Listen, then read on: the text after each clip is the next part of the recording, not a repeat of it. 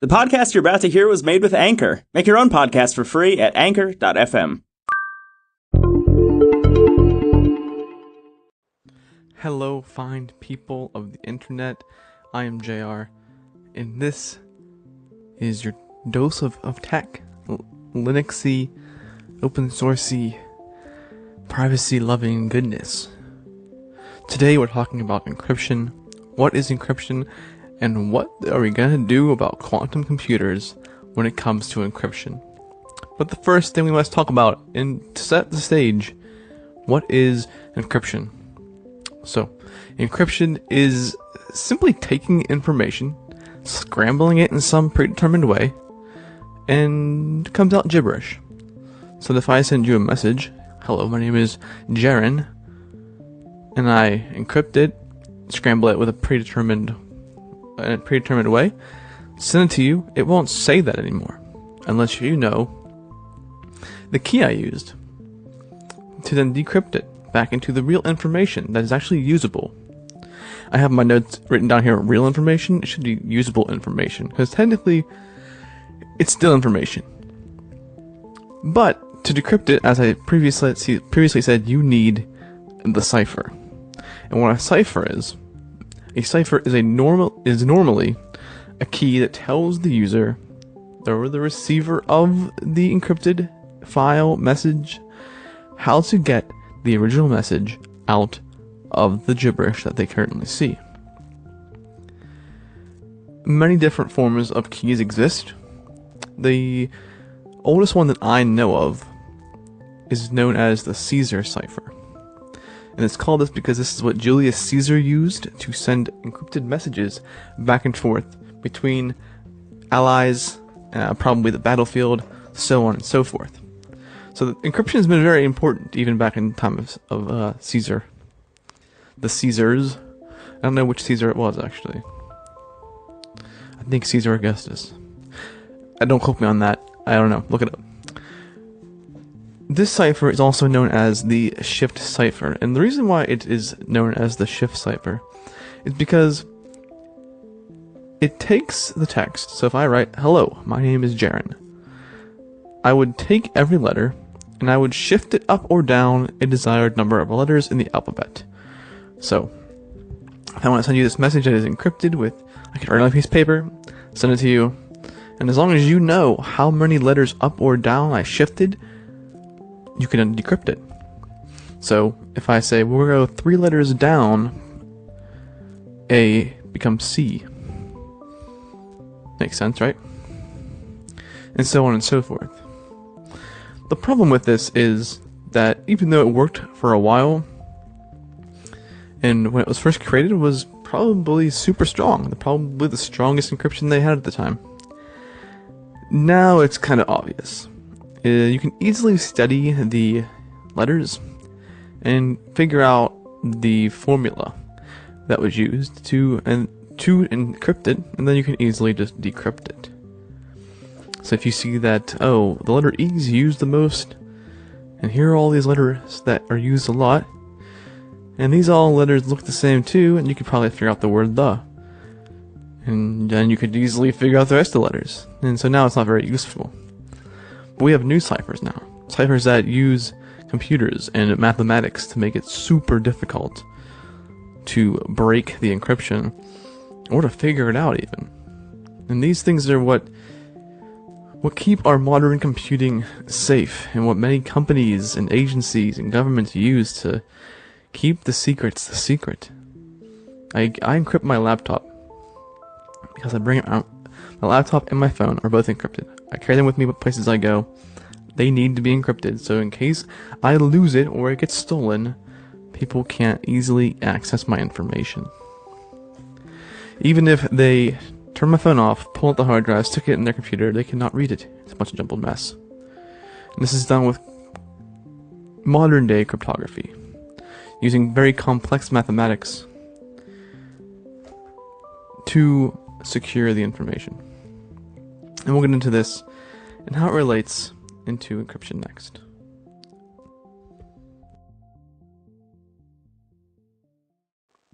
So now that we have a basic understanding of what encryption is, let's talk about how it relates to quantum computers, because every day we get closer and closer to it being a more solid reality. These things do exist now in some form.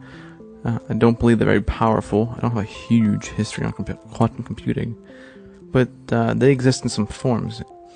And this causes a problem to encryption, because, as I said, modern day encryption is based on mathematics, and makes it incredibly difficult to solve mathematics.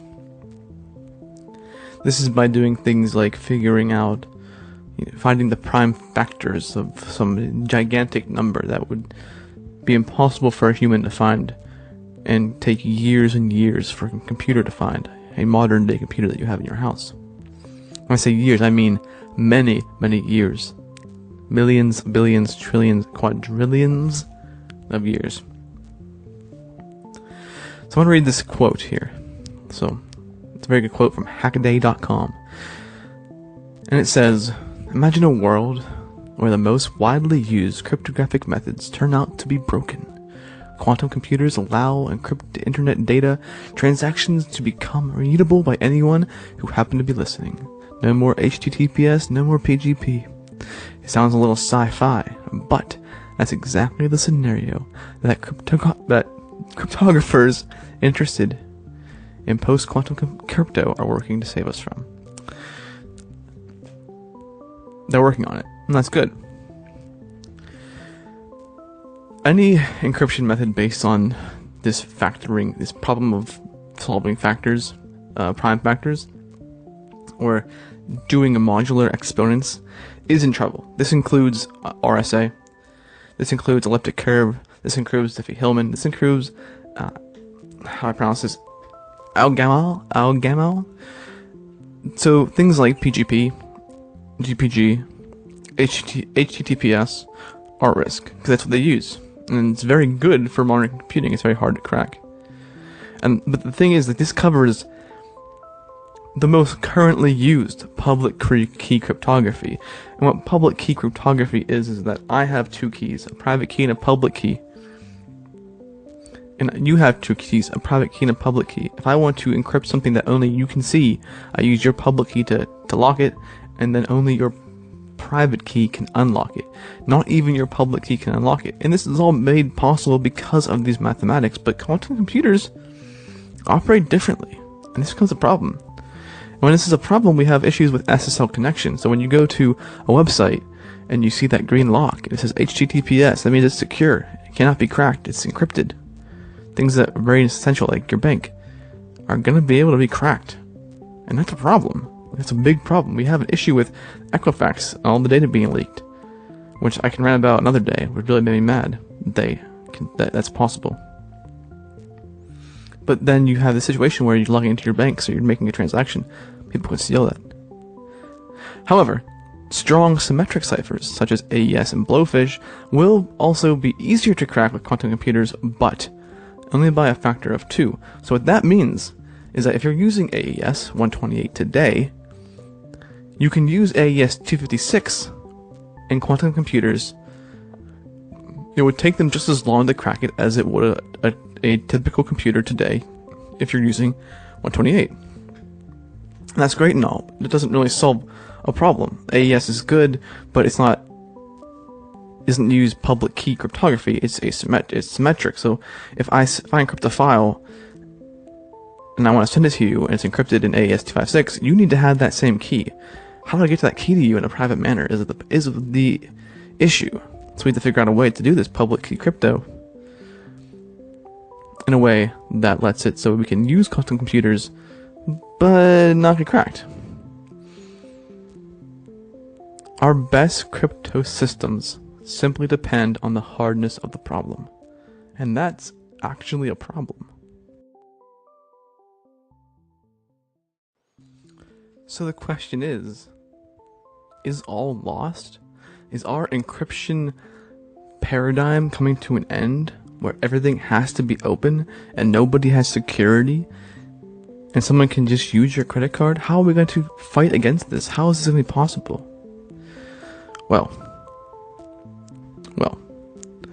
there is a paper called Post-Quantum RSA, written by several people. including Daniel J. Bernstein, Nadia Henninger, Paul Liu, and Luke Valenta. The website is at eprint.iarc.org/2017/351.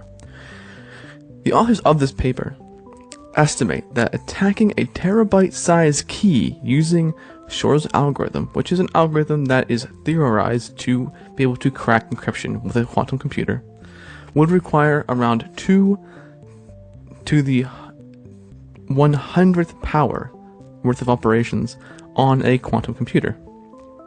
Now, that's a freaking huge number. Like, let's be serious. I don't even know what that would be. I can't even fathom how big this is, right?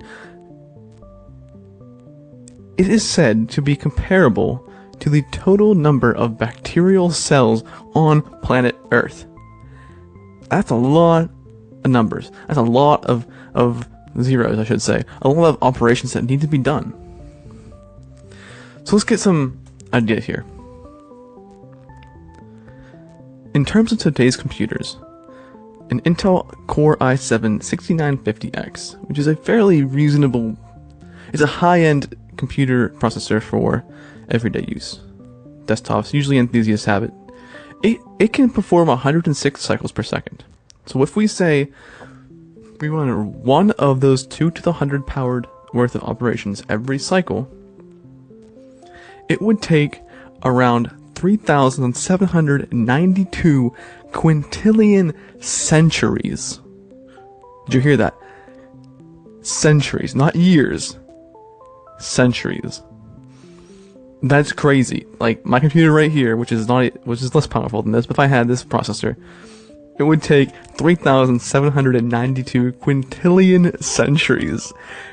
At that point, no one's gonna try and brute force that. It's just not worth it. You'll never get it. And that's the glory of encryption. You can't break it by just forcing it. You have to know the key. So let's put this into some perspective, because quintillion is a hard thing to wrap our minds around. If you had a quintillion amount of dollars, all in $1 million bills, you would have a trillion $1 million bills. That's a lot of dollar bills. That's just crazy. But the problem here is that the paper that cites this 2 to the 100th operation, it doesn't give a concrete estimate. The research listed in another study at that I found on the Cornell University Library suggests that a real quantum computer wouldn't be able to accomplish this in any reasonable amount of time, end quote. That's not a really good scenario. What's reasonable? Could that be a year? Could that be a month? That's the problem. But another problem is that this is a terabyte-sized key. Right now, keys are like 496 bits of data when you're doing public key cryptography for PGP and your secure internet. And that's the high end. So a terabyte worth of file, that's incredible. It would take 5 years for the average desktop computer to even use this key. And that's not efficient. So now the question is, should we worry? To keep our data secure as quantum computers get better and more available, we will need better encryption. This is obvious. And thankfully there are already people working on this, and there are already ideas making this happen. People that spend their life studying cryptography are putting all of their effort into this because they understand how important this is for modern computing. The average person doesn't use encryption unless it's behind the scenes and they don't know it, such as HTTPS. But people that need these things, people that rely on encryption to work, will will spearhead this and are spearheading this in companies and agencies that need encryption to work for very specific and sometimes probably life-threatening, maybe the word is. They're funding these advances in these technologies. But you might be saying, what about quantum computers that already exist? Like, there's some out there. We've heard about these. There's been YouTube videos about quantum computers. Well, here's what I say to that. And there's still no need to worry about the ones that exist. We don't have to worry about the ones in the future, because people are working on making it work. We don't need to worry about the ones that already exist. And the reason we don't have to worry about the ones that already exist is because they're still so new that they're not widespread. And the ones that are being used for very specific reasons. Most likely being used to learn how they work so they can make it better. We're still quite a ways off. No one that has these quantum computers are using them or wasting their time trying to crack passwords and encrypted data. They're trying to use these to get a better understanding of how they work, so they can make it better and more efficient for what they need it for, often complex computations. People that want your data and are trying to crack your passwords to get into your Twitter account, and so on and so forth, they do not have access to these quantum computers. They just don't. I would say that even since what we have now today in encryption isn't going to be good come the time where quantum computers are widespread. And honestly, there's been some theories that it will never actually be in the hands of a consumer.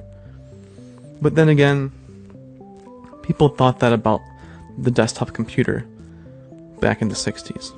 So I take that with a grain of salt. But if you're not using encryption today, you should. It can be scary, because obviously if you lose the stuff, if something breaks, you lose your stuff. You can't get it back. But the risk is worth the reward, because you don't want someone else to take it and have access to your files. Whether it be pictures of your dog, or your tax documents, your medical records, your driver's licenses, your bank account numbers, your passwords. It's very important that you start using encryption. Even in your day-to-day chats. Get the Wire app or Telegram. They're very easy to use, and they make it simple to use encrypted chat. Get Keybase, go to keybase.io and use that system. You can encrypt data and messages very seamlessly. They're making it much easier now to use PGP. Because if we don't use encryption now and make this precedence, how can we expect that the future with quantum computers will not be one that is more Orwellian than the book George Orwell wrote? Thanks for listening.